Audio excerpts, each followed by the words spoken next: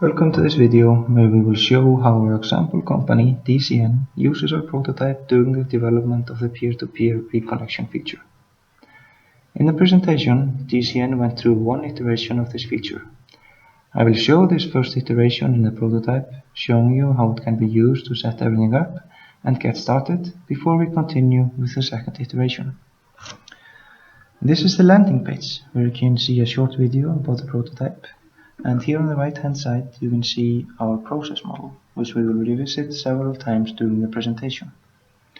But let's get started with DCN's first iteration. The first step here is to select a feature.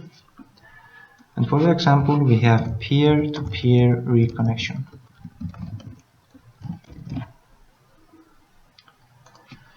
The second step is then to model the feature.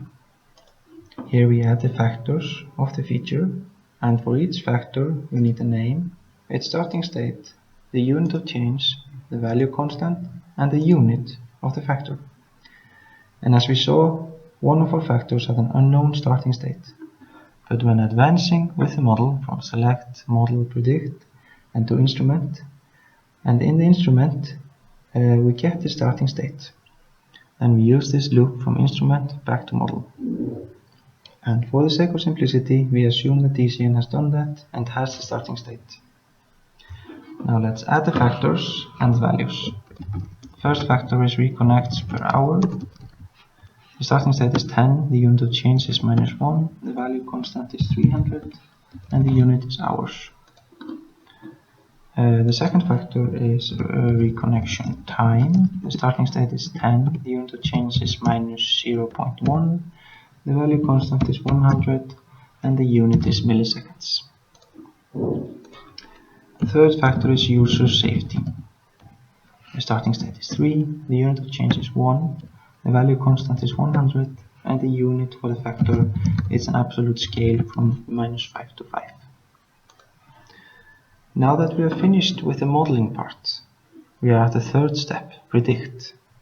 We need to go into each factor using configure. There we can update the factor as well as add estimations and measurements. But measurements can also be added through an import function that we will show later. And as we're in the predict step, we're going to add an estimation for every factor. We estimate that the reconnect per hour will drop from 10 to 8 for a change of -2. We say that the reconnection time will be 8.5 milliseconds instead of 10. But we don't expect the user safety to change at all, but since this is such an important factor, DCN wants to pay close attention to it. Now we have predictions for each factor, and then we can see here that the predicted value is 2100. Then we need to go down here and set a tolerated gap for the feature. It can be set either as a percentage of the predicted value.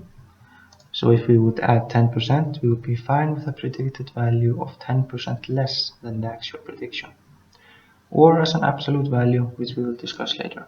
But we will set this at 10% here. Now steps 4 to 7, instrument, implement, deploy, and monitor, are not a part of the prototype as such, as the actual instrumentation needs to be done in DCN's system. The implementation is then carried out and the feature is deployed and monitored. And as DCN got an unexpected value, they started analyzing the data in the 8th and last step of the iteration.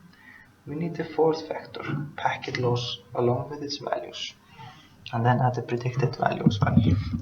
So we add here packet loss, the starting state is 0.4, the unit of change is -0.1, the value constant is 100, and the unit is percentage.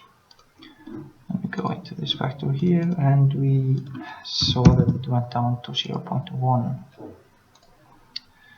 Now, as you can see here, the predicted value has increased to 2400. But DCN wants to keep the old threshold, so we update the tolerated gap and we set it to 1890 absolute value. Now once the realized values for all the factors have been retrieved, we can import the data into the prototype. And then we have to go down here to our import function, which supports CSV files and locate our measurements. We import them here for the first iteration here, and then we can look at the graph here, and we can see that the realized value is 1600, and the tolerated gap was 1890, and the predicted value was 2400.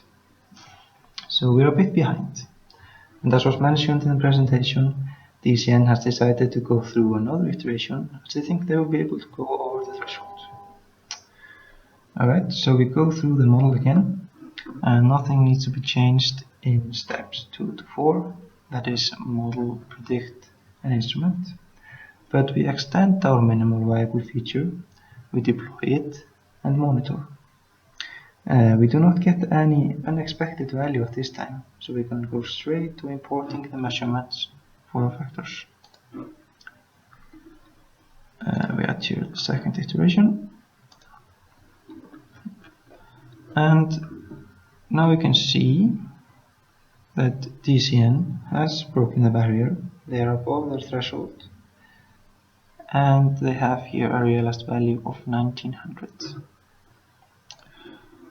And as you can see here, prediction was 2400, gap threshold 1890, realized value 1900, so they're above the threshold, and they are ready for wide deployment.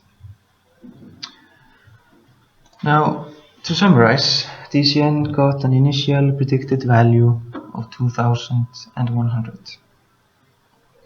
During the first iteration, they came across an unexpected value in the form of reduced packet loss. This increased the predicted value to 2400, but they decided to keep the old threshold of 1890. After the first iteration, they had a realized value of 1600, and as they thought they would be able to go over the threshold, they decided to run another iteration. And during the second iteration, no unexpected value was found, and the realized value was 1900, thus going over the threshold of 1890, which means that they are ready for wide deployment. Thank you.